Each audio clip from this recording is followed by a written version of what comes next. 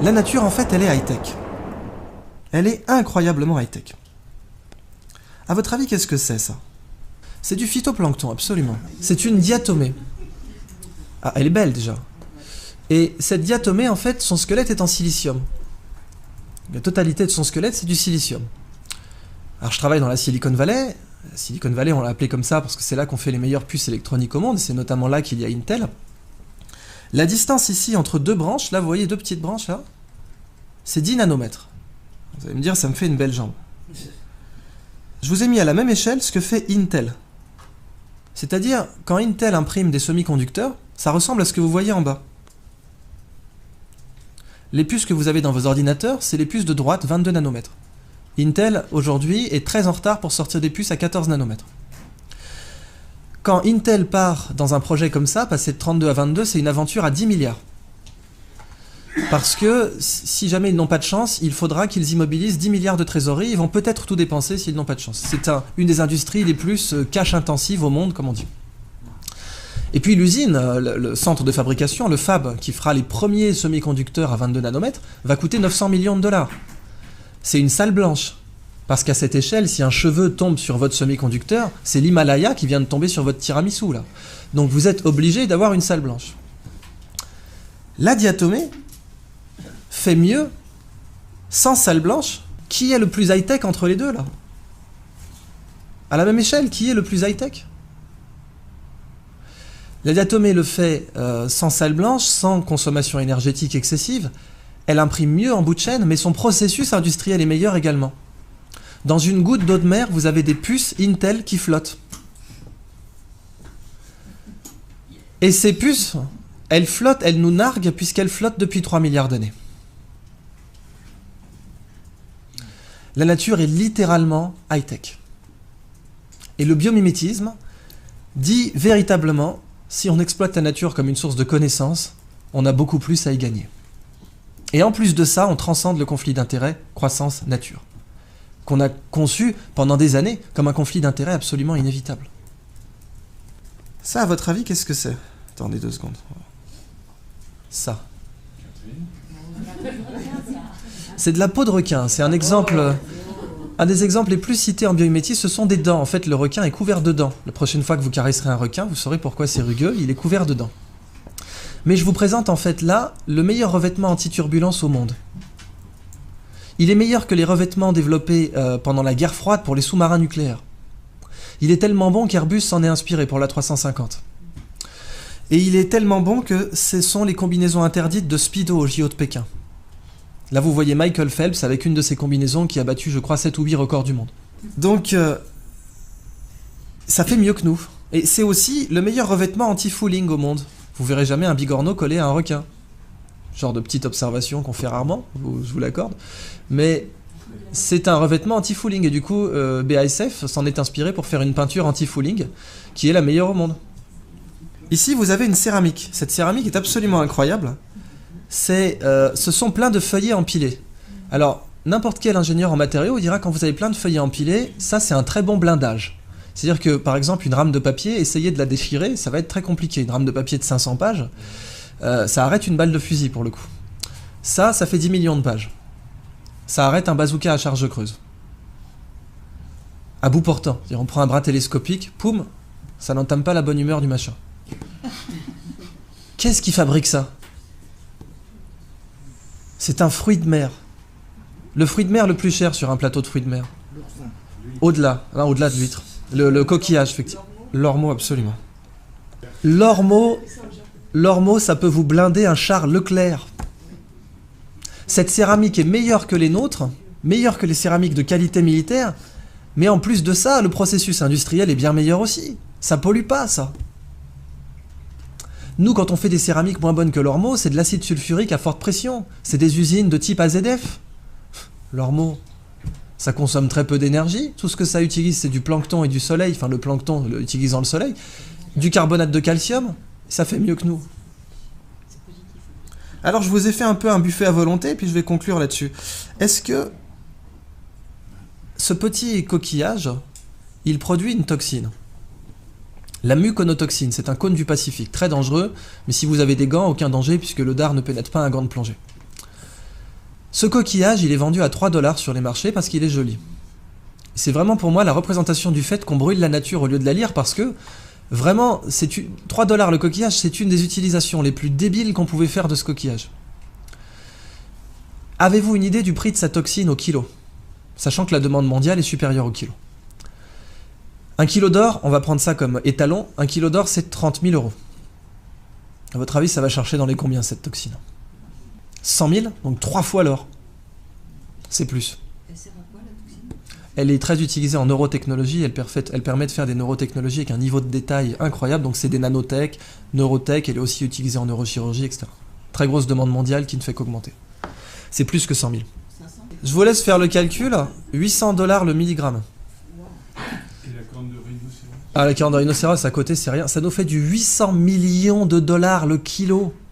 L'or et le platine, c'est du terreau de jardin en comparaison. Ils volent, mais- Il faut les élever. Hein. Il faut les élever absolument. Mais ce qui est dingue, c'est qu'on les vend à 3 $ le coquillage. Et il est en voie d'extinction à cause de ça. Ici, on l'achète. Voilà, Frank Zal, l'arénicole. Alors, l'arénicole, donc le petit verre de vase. J'aime beaucoup l'ironie de ce cas en biomimétisme parce que c'est vraiment le cas qu'on a marché sur des livres sans le savoir. Quand les Américains ont débarqué en Normandie, ils cherchaient désespérément un substitut d'hémoglobine. Ils avaient déjà un substitut de plasma, et notamment on savait que l'eau de coco est un substitut de plasma. Genre de petit factoïde qui sert à rien mais que vous pouvez ressortir au dîner mondain. On peut se faire une transfusion avec du lait de coco, de l'eau de coco, pardon, pas du lait. Ça sert vachement dans le théâtre du Pacifique, donc ça sert vraiment en fait. Mais de l'hémoglobine, il n'en avait pas. L'hémoglobine de l'arénicole, c'est du O négatif. Elle est universellement transfusable. C'est-à-dire que les Américains, quand ils ont débarqué en Normandie, la solution était sous leurs pieds, littéralement. Ils marchaient vraiment sur les livres qui disaient, voilà, vous voulez de l'hémoglobine du O négatif illimité pour vous? Pas de problème, c'est là. Mais c'est pas fini. Cette hémoglobine est 50 fois plus oxygénante que l'hémoglobine humaine. 50 fois. Alors, évidemment, application pour le dopage. Vous prenez un cycliste dopé à l'érythropoïétine, l'EPO, il pourra au maximum faire du 1,8 en oxygénation par rapport à un individu normal. Fois 50. Mais évidemment, l'enjeu, c'est pas le dopage, c'est les transplantations d'organes. Avec ça, vous pouvez garder un greffon 8 jours, alors que le maximum mondial d'un greffon, c'est 24 heures. Et quand vous faites une transplantation, l'enjeu, c'est de reconnecter le greffon le plus vite possible, et donc d'éviter qu'il soit sous-oxygéné, auquel cas il se nécrosera, il sera rejeté. Avec de l'hémoglobine d'arénicole, aucun rejet. Autre application biomédicale, la moule. Donc là, on n'est plus dans le high-tech, je vous parle de Léon de Bruxelles, là, quand même. Le fil que la moule utilise pour coller au rocher, on l'appelle le byssus. Je vous présente la meilleure colle connue de l'homme. Meilleure que les colles polycomposants de la NASA, et bien évidemment meilleure que les colles commerciales. Vous pouvez absolument pas coller une moule à un rocher avec de la superglue ou du néoprène. Ce byssus, il fonctionne, il est effectif à forte salinité, basse salinité, température ambiante très basse ou relativement haute, il résiste aux UV, et il résiste aux forces de flambement et de torsion des vagues. Donc vous avez une colle exceptionnelle. Mais en plus, ça ne pollue pas. Et comme ça ne pollue pas, je vous présente aussi le meilleur fil suturant connu de l'homme. D'où la petite bande dessinée. Eh les gars, fermez les plaies avec le fil, pas avec les coquillages.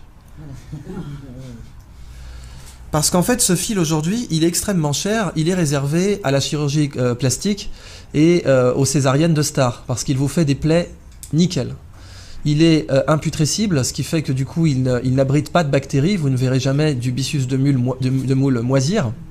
Et donc, ça fait vraiment des plaies exceptionnelles. Les chirurgiens qui ont travaillé avec ne veulent plus revenir en arrière parce qu'ils ont vraiment l'impression d'être des bouchers. Mais aujourd'hui, le seul moyen qu'on a d'en produire, c'est de cultiver une moule sur un petit rocher cylindrique et de le faire tourner à mesure qu'elle s'attache pour faire une bobine de byssus de moule. Alors, ça sera mon dernier cas. La crevette menthe religieuse. Alors, elle, c'est la crevette de tous les records, quoi. Cette crevette peut vous péter une main ou un bras. Elle est grande comme une langoustine. Il y en a 400 espèces dans le monde.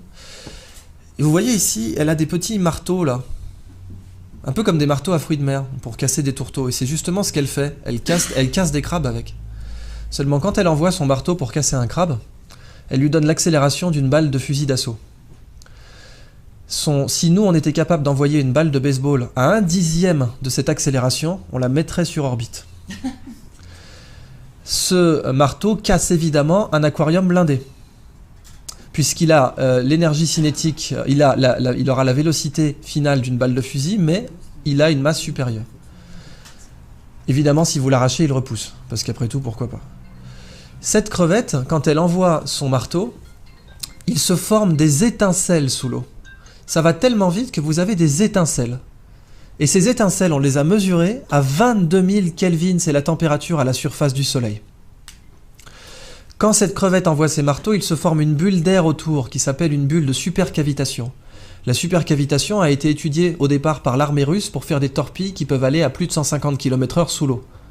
Et aujourd'hui beaucoup plus, paraît-il. Des torpilles Shkval, dont les Russes ont donné la technologie à l'Iran, ce qui serait une des grandes raisons pour lesquelles les Américains n'ont pas déployé de porte-avions trop proches des côtes iraniennes, parce que ces torpilles peuvent sniper un porte-avions. Les Chinois prétendent, avec la technologie de supercavitation, avoir mis au point un sous-marin qui pourrait faire 500 nœuds sous l'eau, en se déplaçant dans une bulle d'air. Et la supercavitation aujourd'hui, le meilleur modèle d'étude que vous avez, c'est cette crevette. Mais c'est pas fini. Cette crevette, ses yeux, parce qu'après tout, si la nature est une bibliothèque, chaque espèce est un livre entier. Moi, je vous ai parlé que du chapitre marteau, mais je peux vous parler du chapitre yeux. Les yeux des chiens ont deux types de cônes différents pour reconnaître les couleurs. Deux types de cônes. Nous en avons 3. Les chiens sont donc des daltoniens par rapport à nous. Cette crevette en a 16. Ça veut donc dire que nous sommes un tiers d'un tiers de daltoniens par rapport à elle. Elle est très colorée, mais la couleur que nous on voit, ce n'est rien par rapport à celle qu'elle voit. 16 cônes. Les Américains se sont inspirés de ses yeux pour concevoir une caméra qui permet de détecter rapidement les cellules cancéreuses dans les biopsies. C'est une caméra bio-inspirée tirée des yeux de cette crevette. Et les yeux de cette crevette possèdent l'écran solaire le plus efficace connu de l'homme. Les mycosporine-like aminoacides, qui sont des écrans solaires naturels produits par les espèces pélagiques. Ces écrans